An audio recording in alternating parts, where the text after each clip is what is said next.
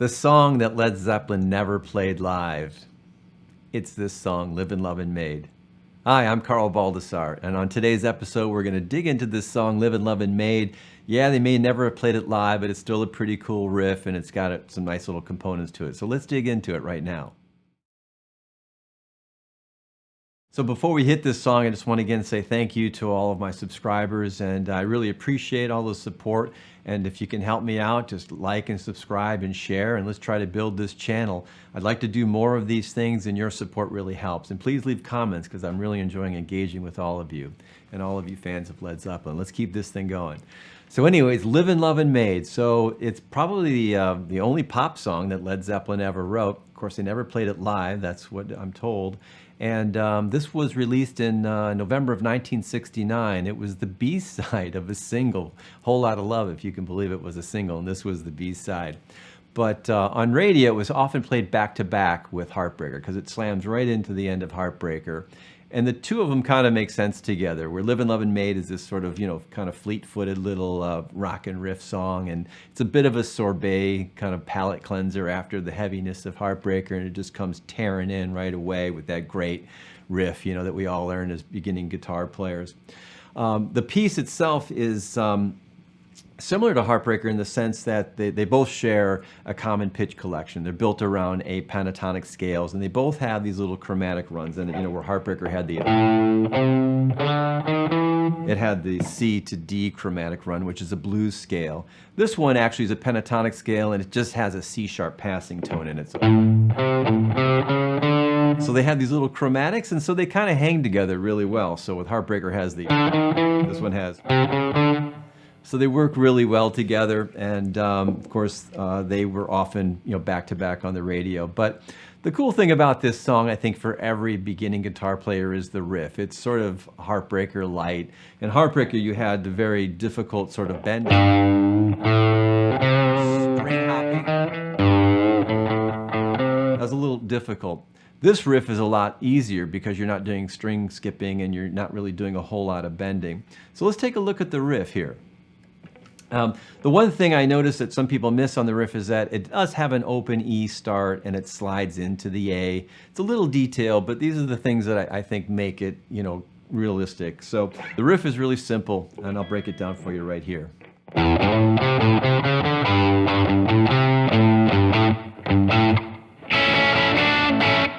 So there's two parts to that riff. There's the line.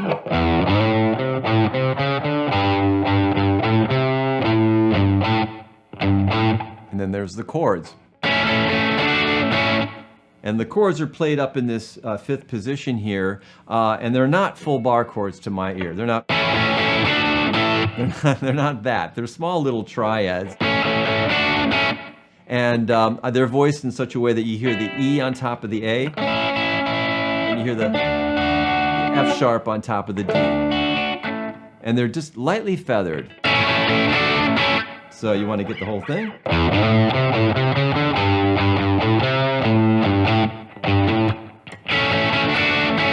And that's the riff.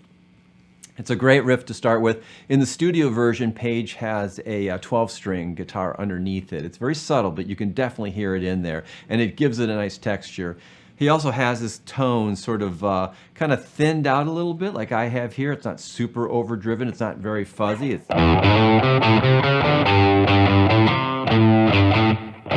you kind of hear the thinness and the clarity of those notes, so it's not super gained out structure, which I think makes it kind of stand out more. But it's a great gateway riff for a lot of guitar players to start with. Again, because it's all just kind of lined up. There's no bending, there's no string skipping. So it's a good riff to get to know. The chorus of the song is classic Zeppelin because it's swinging. I mean, if you slow it down, it's complete Gene Krupa kind of vibe, So the chorus chords go something like this. They go.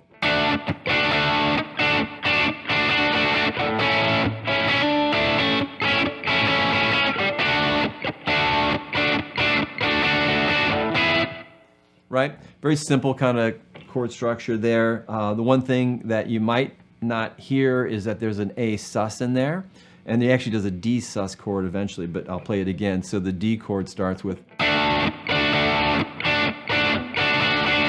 kind of lot of the up picking going on, a lot of syncopation, classic swinging, classic Zeppelin thing, and then the A chord. Hear that sus in there?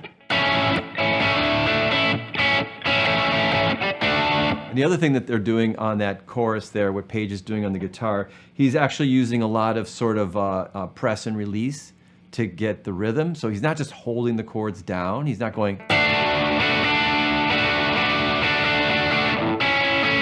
That's horrid, right? So he's actually kind of pressing and releasing it. So with the strumming and syncopation and then pressing and releasing the fingers, you get a really good groove going there. So. And I'm playing a little slow so you could feel the swing, because I'm telling you, man, if you want to play Zeppelin, you want to play Page, and if you want to play John Paul Jones or Bonham, you know, even Page does a lot of phrasing. I mean, a Plant rather, and the vocals do phrasing. You've got to swing. You've got to swing your eighth notes, and you got to be able to swing it where you're doing like full-on swinging, and you got to ratchet back the percentage of degree of swing to even kind of flattening it out to almost flat eighths, but there's still a hint in Zeppelin music of some swing almost all the time. So yeah, on that, on a chorus, a little bit of trivia is that at like 26 seconds, there's not quite a flub, but there's a little hesitation that's happening. You can hear it if you zoom in on it at 26 seconds, that you can almost sense that, you know, Bonham was going to do like a triplet roll and Page was going to kind of do a triplet strum, but they don't do it. So it's like a right here. You can almost hear they're trying to launch that. They're trying to launch that, and they kind of don't do it. But later on in the guitar solo, Bonham comes back and does that sort of kind of triplety feel in the chorus. So during the guitar solo, so it's kind of funny, you know, they didn't quite get it right, and then they kind of come back like at about 1:34 during the guitar solo, and they nail it. So it's kind of funny. I only point that out because yeah, I listen to this stuff so deeply, and I think it's just a good moment for me to bring this out. Yet another thing that I wish I would have learned when I was 17, if somebody would have taught me the difference between listening and hearing.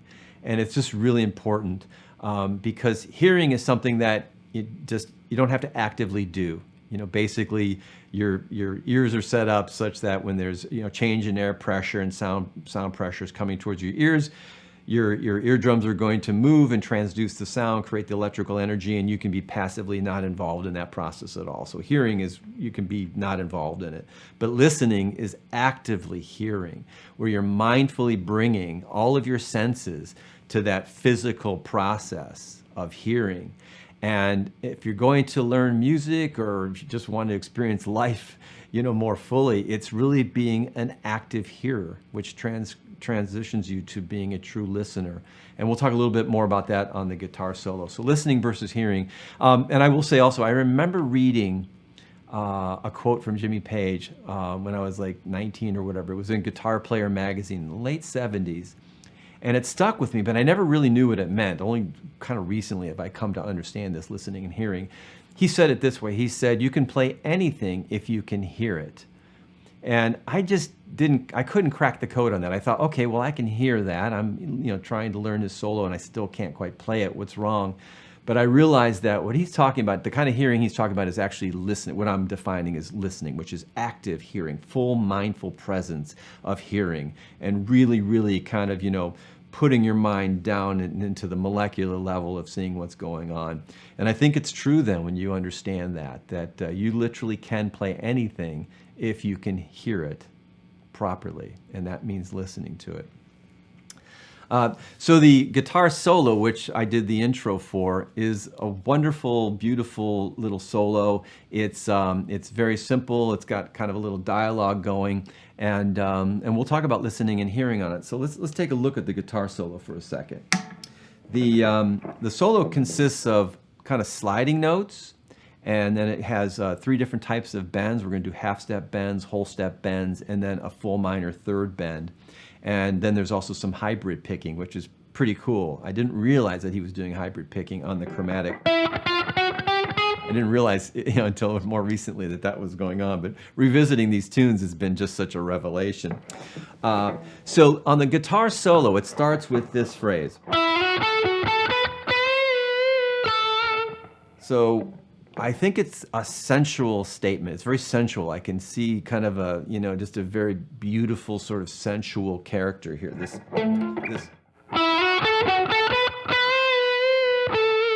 that slide up. I mean, that's so different than if I were to say pick those notes,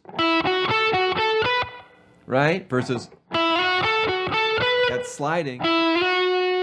Because what you're hearing on those slid notes between the E and the F sharp, I'm hearing an infinite variety of tones and overtones. They go by very quickly, but they make such a distinct impression versus just the pick notes where you're just hearing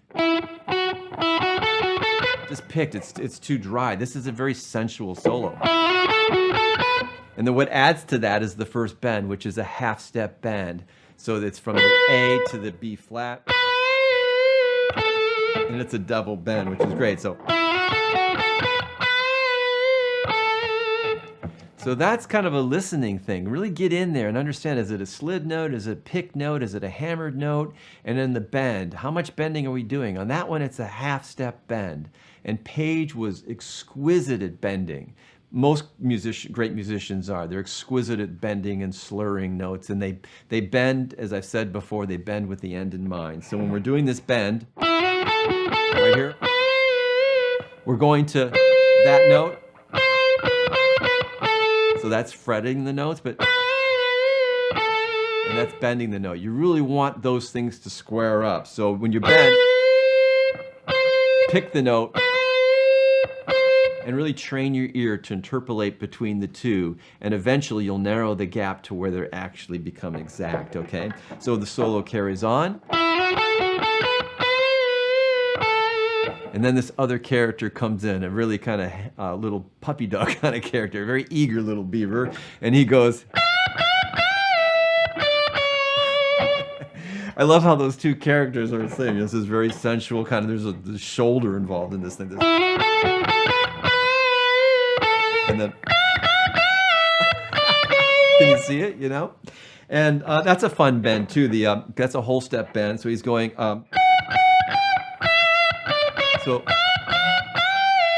and this is another listening versus hearing. A lot of times your mind it'll hear a pattern or see a pattern visually, and then it'll stop perceiving. And then it'll just fill in the gaps based on a pattern. Think, oh, it's just gonna continue to do that. And I've heard this done on this solo where people will go, it's, right? So it goes from a whole step bend to a minor third bend. Whole step, that's the target note. And then it goes to the minor third, up there. And then it releases down. A little subtlety, but you know, you have to just inhabit those moments and perceive that and actively pursue those things. And don't trust yourself in the sense that, you know, the pattern is just going to unfold and not change, right? There's so many little beautiful, just little Easter eggs in there. If you continue to stop thinking in terms of, you know, what you expect it to be and just listen thoroughly to entire statements musically. And this little solo, which doesn't seem like much, actually has a good sort of beginning way to kind of learn how to do that. And so we have the whole step bend, and then the minor third. And then the restatement, the sensual part. And then the little puppy dog comes back with the hybrid picking kind of just delightful little thing.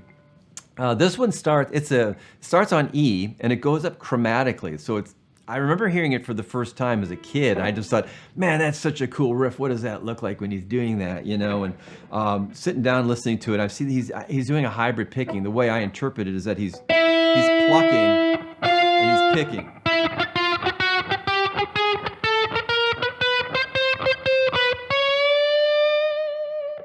That's pretty cool, isn't it? And there's some debate in my mind if he was doing it on the second string.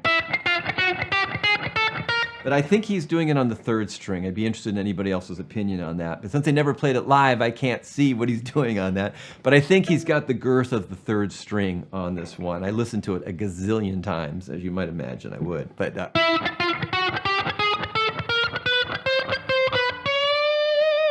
and another thing that you might miss if you don't listen is that how he ends that phrase.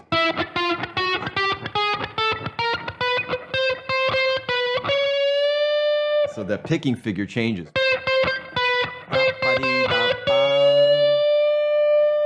And the other wonderful thing about the phrase, he's starting on E and he's ending on a C sharp, and he's bending it to D.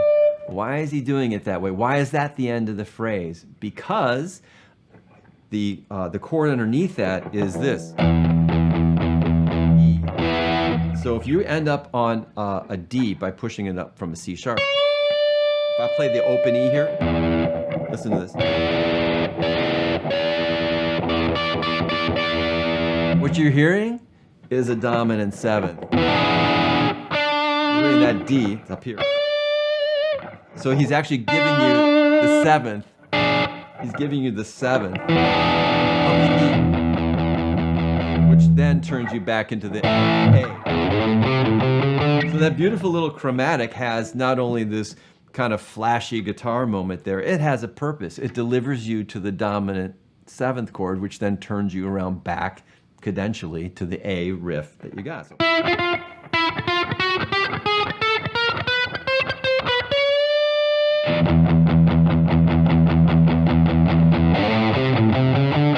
See? So it's a really great little solo. There's kind of two characters in my mind. I like to kind of personify the characters because it makes me sort of physically play the parts and inhabit those parts.